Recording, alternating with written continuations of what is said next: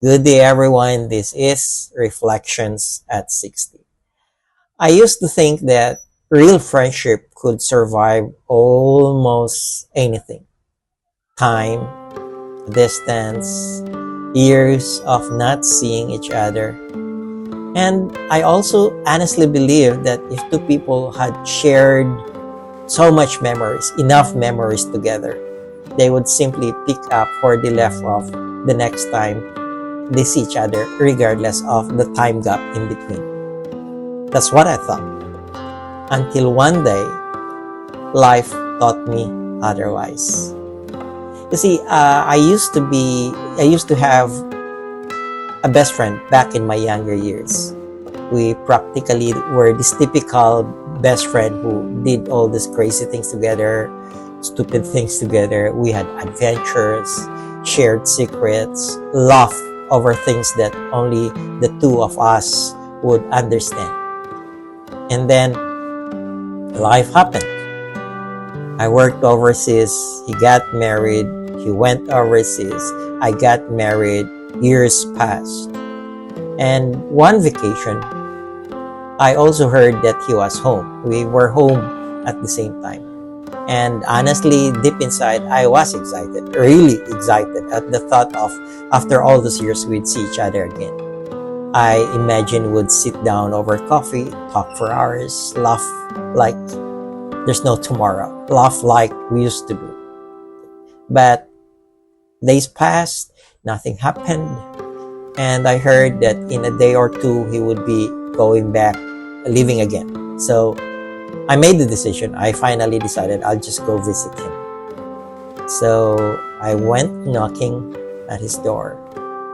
The door opened, and there he is. He looked at me with that expression I will never forget. It's not anger, not happiness, just empty expression. Almost as if he was telling me, "Who are you?" And at that moment, I knew the friendship I was holding on to all those years is just not there anymore. For how long has it ended? I don't know, but I am just very sure it was not there anymore. Of course, it hurts. Any form of rejection always hurts. But I think I was also old enough to make this realization that while I was holding on to the friendship we once had, he was also living his life. He was also building his new circle of friends, meeting new people, creating a different circle, which definitely I'm not anymore a part of. A life, I should say, that no longer included me. And that's okay. You see, when I was younger, I thought every friendship that ended would have meant I was the problem, that maybe I was not interesting enough, I was not good enough, maybe people simply didn't, like me, and everything all points back to me. But now, I no longer see it that way. Sometimes, friendships, no matter how solid they were in the past, no matter how it is founded in a lot of good memories, would eventually run their course. Not because someone is bad, but life moves people in different direction. Oh, that's definitely true.